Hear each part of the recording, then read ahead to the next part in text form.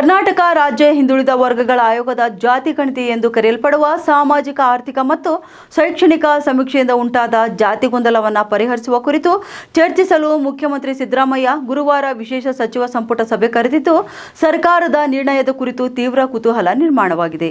ಇನ್ನು ಜಾತಿ ಗಣತಿ ವರದಿ ಕುರಿತು ಪ್ರಸ್ತುತದ ಪರಿಸ್ಥಿತಿಯ ಸೂಕ್ಷ್ಮತೆಯನ್ನು ಗಮನಿಸಿದರೆ ಯಾವುದೇ ಸಮುದಾಯದ ಭಾವನೆಗಳಿಗೆ ನೋವುಂಟು ಮಾಡುವ ಯಾವುದೇ ತರಹದ ನಿರ್ಧಾರಗಳನ್ನು ತೆಗೆದುಕೊಳ್ಳದೆ ಸುರಕ್ಷಿತ ರೀತಿಯಲ್ಲಿ ವರ್ತಿಸುವ ಸಾಧ್ಯತೆಗಳಿವೆ ಎಂದು ಮೂಲಗಳಿಂದ ತಿಳಿದು ಬಂದಿದೆ. ಇದರಂತೆ ವರದಿಯನ್ನು ಅಧ್ಯಯನ ಮಾಡಲು ಸಚಿವ ಸಂಪುಟವು ಉಪಸಮಿತಿಯನ್ನು ಅಥವಾ ನಿವೃತ್ತ IAS ಅಧಿಕಾರಿಯ ನೇತೃತ್ವದಲ್ಲಿ ತಜ್ಞರ ಸಮಿತಿಯನ್ನು ರಚಿಸುವ ಸಾಧ್ಯತೆಗಳಿವೆ ಎಂದು ಹೇಳಲಾಗುತ್ತಿದೆ.